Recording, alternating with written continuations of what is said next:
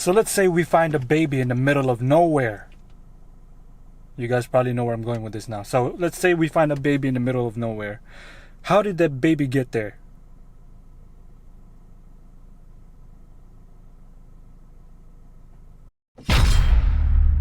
On a video that I did maybe 5 days ago, I did kind of a reaction video to an atheist guy who made a video about Hurricane Harvey and how he feels about Christians thanking God that they're alive or they weren't hit so bad or whatever. There's a link in the description. But I've been getting a lot of tons of comments from different atheists and a lot of really funny response. I think some of them were offended about what I said. Which, I mean, if you're offended about the things that I said, I mean, I was only saying, you know, it is common sense. But at the same time, you know, I can't really blame them for being offended, because a lot of the times their idea of Christianity comes from a lot of Christians who don't truly read the Bible, who don't truly study the Bible the way they should, and don't live the way Christians should live. So what I'm saying is, a lot of the atheists out there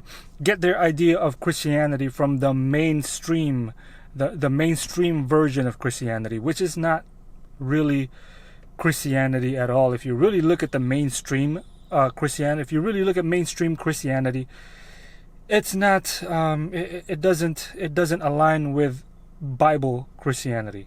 And so I believe that there are a lot of atheists today because of the mainstream Christians who display Christianity the way they do, which is not a biblical, the Bible Christian. So we're gonna take a look at that in a little bit. We might read some comments on the video that I did if I have time.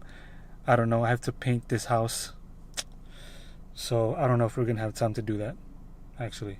So again, the question is, if we see a baby in the middle of nowhere, what are we going to assume? How many millions of years did it take for that baby to get there? Or was there a someone or persons that made that baby? Does life come from life, or does life come from non-life? Very, very basic questions that I think a lot of atheists don't really truly understand the basis of that question. No offense to the atheists, but it's a basic question. Does life come from non-life, or does life come from life? Basic question, right? Just a basic question. No need to get offended. I believe in evolution. Now hear me out. I know you guys are probably saying, Attila believes in evolution? What's wrong with him? There are 6 types of evolution. There are 6 types of evolution.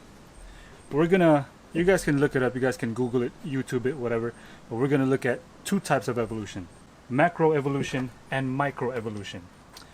Microevolution is the idea or the theory that when a kind of animal, like say a bird, a finch, when these types of birds, the finches, live in different kinds of environment, their bodies will change according to that environment. But that change is limited. So, like in the Galapagos Islands, Darwin saw finches, right? In the Galapagos Islands, he saw finches. He saw different types of finches. Some had longer beaks, and depending on where what part of the island or which island he went, some even had shorter beaks. Some are bigger, some are smaller. This is called microevolution. Small changes within that type of bird. Small changes within that type of animal. So, kind of like dogs. Dogs, you know, like German Shepherds and Chihuahuas.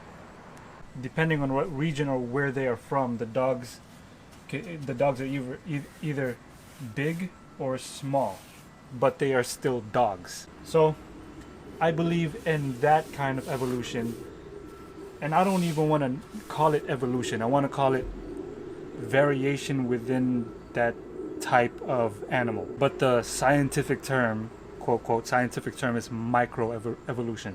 Now there's a macroevolution, and this is the idea that a monkey or an ape became a man over billions or millions of years. That I don't believe in, because that has never been observed.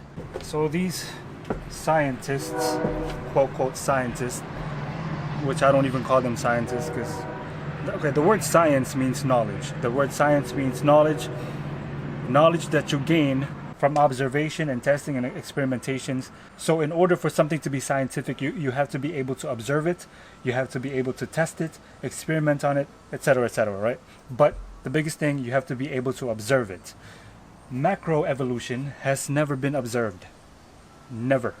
You know, they spent so many years and they come up with this evolution theory, and it was just a theory, and they spent so many years trying to look for the missing link that links ape to man, and they couldn't find the missing link. It kind of tells you that they are going off of imagination. You know what I mean? Like, look, if I told you this thing, this white piece of wood here evolved to that brown piece of wood naturally, by itself, that is fact. That is scientific fact. Even though there is no evidence, that is scientific fact. No, it is not scientific fact. This white piece of wood cannot by itself turn into that brown piece of wood without someone there to paint it. So that's what they're saying about us, human beings. That we came about because monkeys evolved. That's the fact. But we just haven't found the missing link yet. Even though we know that it's true, we just haven't found the missing link. No, that's not a scientific fact. That's imagination. You know, no offense to these guys who are evolutionists, but you gotta get your facts straight. You know what I mean? It is a fact that we are human beings, and it is a fact that there are apes out there, but it's not a scientific fact that apes evolved into human beings, because there are just no evidence for that, and you guys are still looking for the missing link for all this. Doesn't it bother you guys that you guys render this evolution theory a fact and are still looking for the missing link that can provide the evidence for this? I mean, if you guys don't have the missing link, if you guys don't have the evidence for this quote quote scientific fact, then we should not name it scientific facts, because it is not scientific fact unless there is the evidence, unless there is the missing link. We don't have that missing link, so it cannot be fact. You know what I'm saying? So no offense to those evolutionists and those guys who believe in this, but even if I was an atheist, even if I didn't believe in God, I would look at that evolution theory and I'll be like, and you know, a 5-year-old is intelligent enough to smell baloney. I have a 5-year-old daughter, okay, and if I lay down 3 bananas and an orange and I ask her which one is different, she's gonna pick the orange every time. And if I told her that one of those bananas evolved into an orange, she would call me a liar.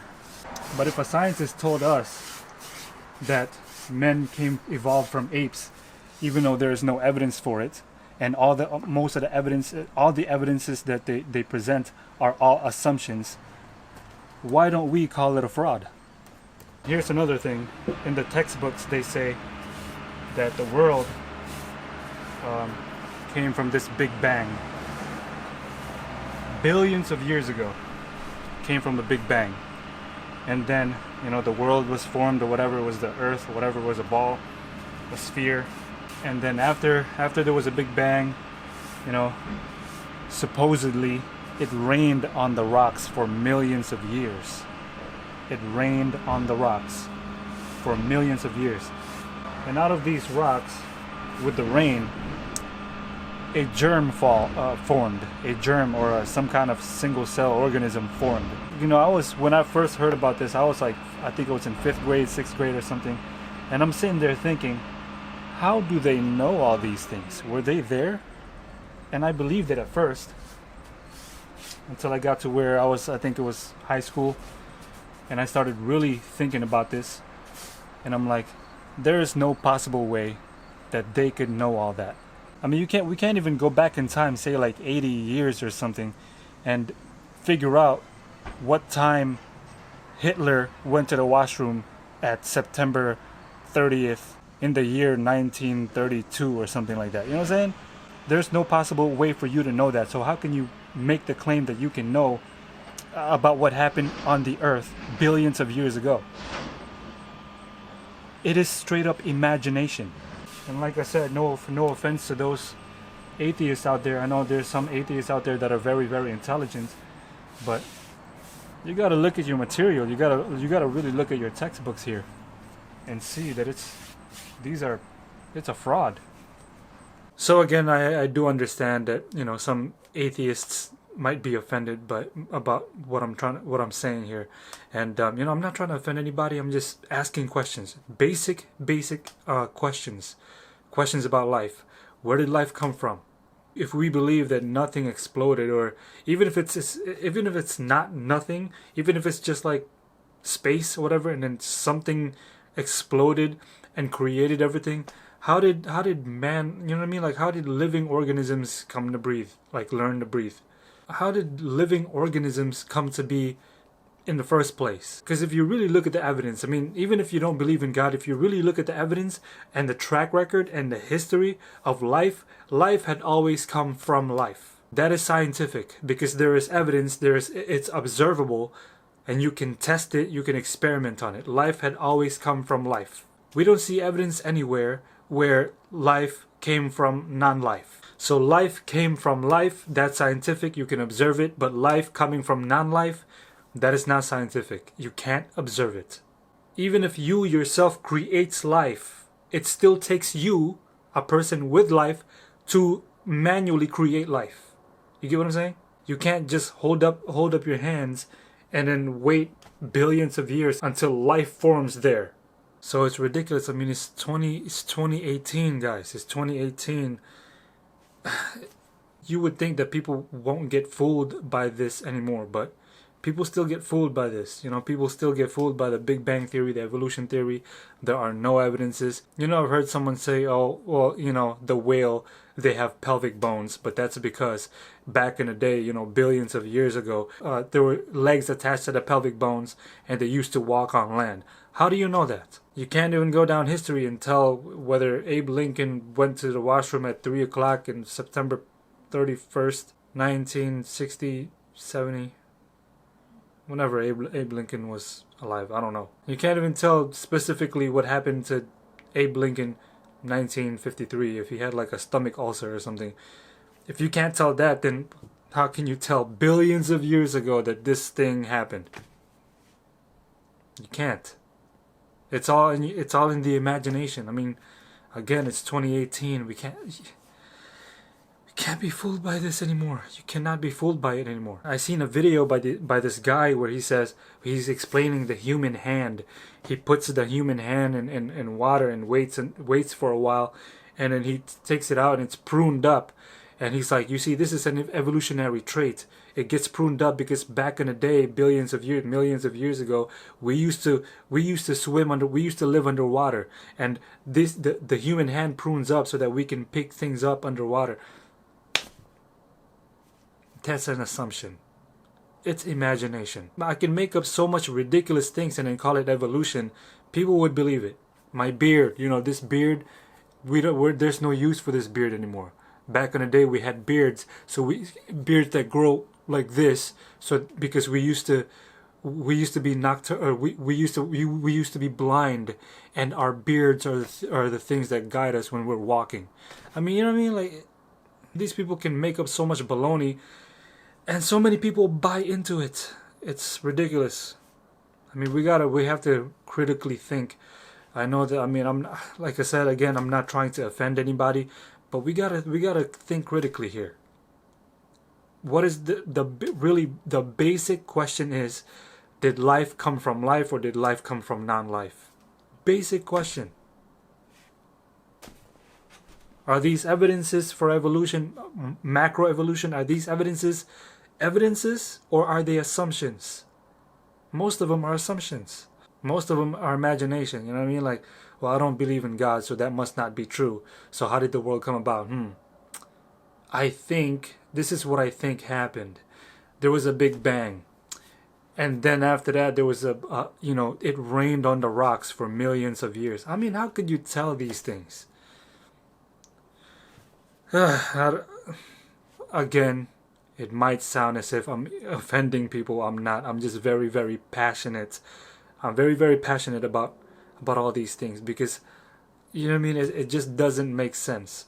These things don't make sense.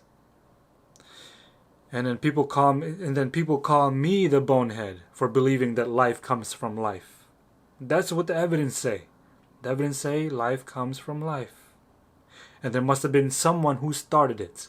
And then they're gonna say, well, where did God come from? Who created God? I mean, if someone created God, then he's not God. He's not infinite. The word infinite means infinite. You are always existing.